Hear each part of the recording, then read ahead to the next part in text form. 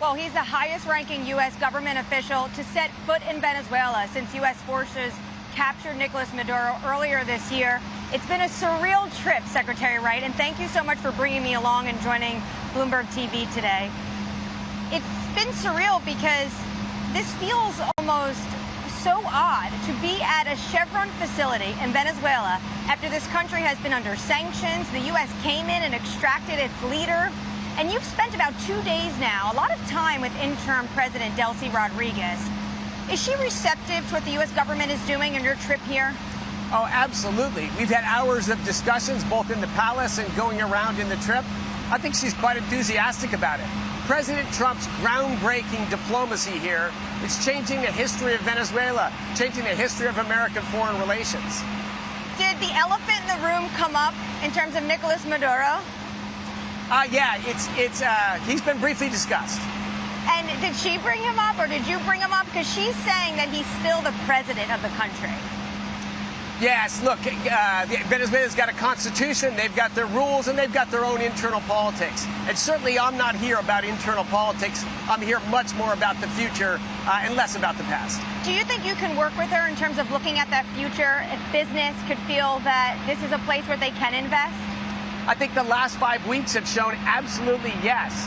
We've worked very careful with interim President Rodriguez. She's made enormous changes very rapidly, starting January 5th. We already see a better business climate for Americans. We see smiles on Venezuelans' faces. We see local businesses here now optimistic about their future, talking about a return flow of Venezuelans if things continue on this path. So yeah, I think great optimism. The president at one point said the U.S. was in charge of Venezuela. What does that mean on the ground practically?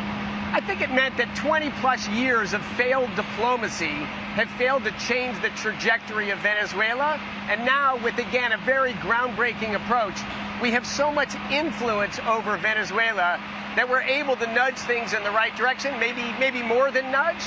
But I think we're aligned. What's in the best interest of interim President Rodriguez is to enhance the lives of Venezuelans. As society opens up and moves towards democracy, you've got to be popular with the people. Some might hear nudge and think leverage. What kind of leverage potentially does the United States have and is using? The big leverage we have is we're selling the oil that's produced and exported from Venezuela. This has big advantages for Venezuela as well. We're getting more than 50% higher dollars per barrel for the sale of that oil. We're removing a lot of the corruption that was associated with that, and we're able to direct those funds to the government and people of Venezuela, but we have discretion about continuing to direct those funds. It forces us into a partnership to drive improvement in Venezuela and improvement in American-Venezuelan relations. Chevron, where we are, has been in this country for 100 years, so they're ripe potentially to expand production. But what about others? Are you going to be releasing new licenses for oil companies to produce in Venezuela and expand production? Absolutely. We've already released a general license for all American and, in fact, international oil and gas companies to come down, meet with officials, investigate possible deals, and then just come back to us when they have specific deal terms. We're releasing soon licenses that's going to allow the import of parts and services, so giant oil processing facilities like we're here can be upgraded and modernized. Any new licenses or deals that potentially could be announced or that would be coming out of this trip specifically?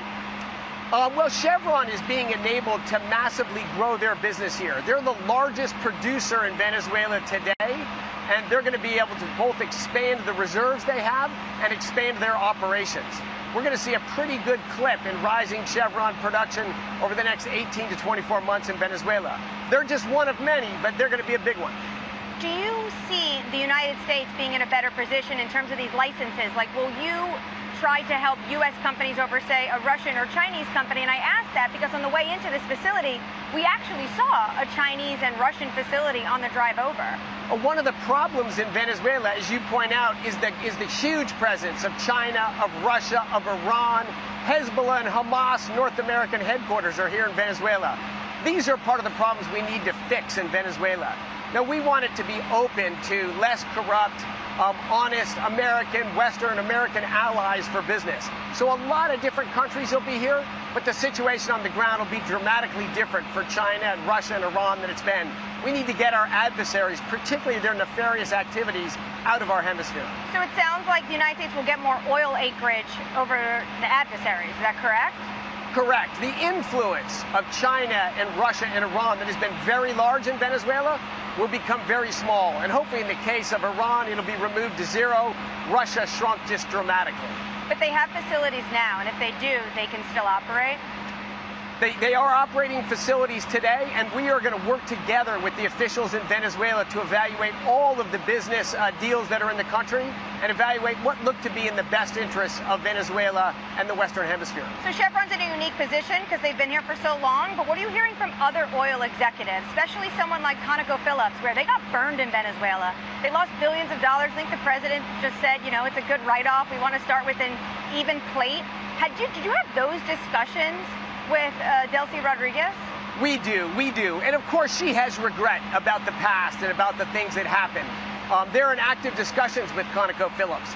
The people that lost assets in the before are all in active dialogues right now. What's the right way forward? How to get some recompense for that money they're owed and hopefully entice them to come back into the country and grow production. So do you think if they are repaid their debts, they would be interested to coming back in? Oh, absolutely. The interest to come back is quite great. The question is, what kind of creative structure do you do? Venezuela's got a lot of debts. That's a tricky challenge of who gets paid how and a ton when. to China as well. They have a lot of debt to China as well.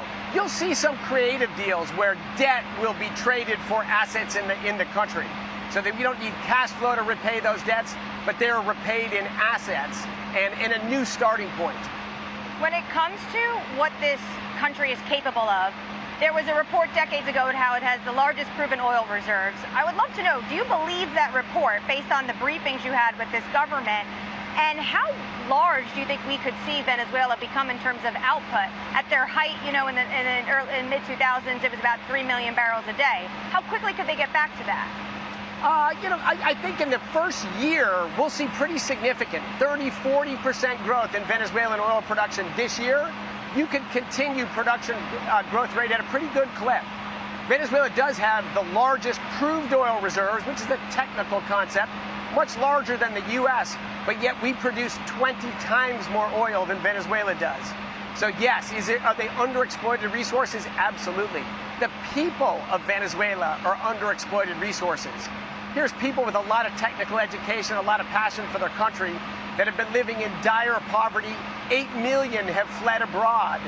We got to change the game in Venezuela for a win for Venezuelans, a win for America, a win for our hemisphere. On the plane over, you said that you could transform a country without troops on the ground, but through commerce. It feels like there's some sort of oil diplomacy happening here. When it comes to a place like Venezuela, though, do you think that they're going to need elections sooner rather than later to make sure that that transformation can happen, that investors come back in because they feel like this is a place of rule and law? Yes, that is the big transformation that has to happen. If you have secure property rights and you have rule of law, you will not have a poor society anywhere in the world.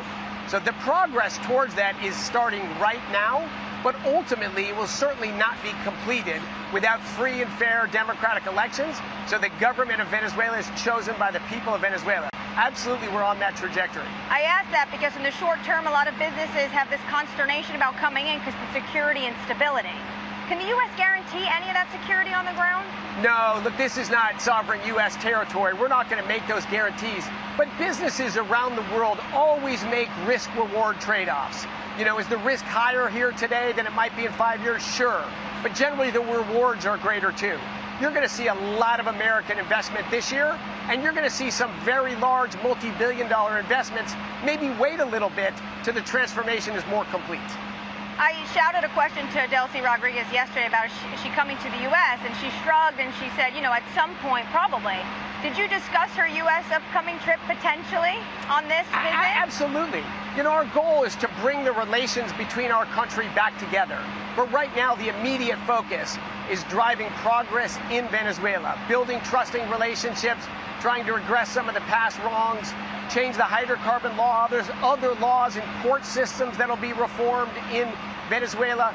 We have in Delcy Rodriguez, we have a very interested and motivated participant to drive improvement in the country. She's seen what's happened to the country. And potentially you have a seat at the OPEC table via her. Look, the U.S. is by far the largest oil producer in the world. We produce more oil than Russia and Saudi Arabia combined.